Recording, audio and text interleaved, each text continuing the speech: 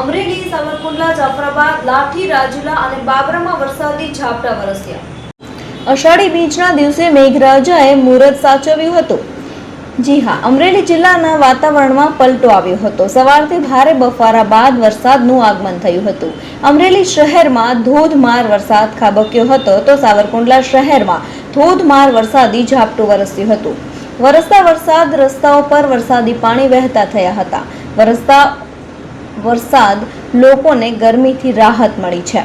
તો જાફરાબાદના coastal belt વિસ્તારના ગામડાઓમાં વરસાદનું આગમન થયું હતું. નાગેશ્રી, મીઠાપુર, દુધાળા, હેમાળ, ભૂંડણી સહિતના ગામોમાં વરસાદ વરસ્યો હતો. તો બીજી બાજુ લાડી પંથકમાં ધીમી ધારે મેઘરાજા પધાર્યા હતા.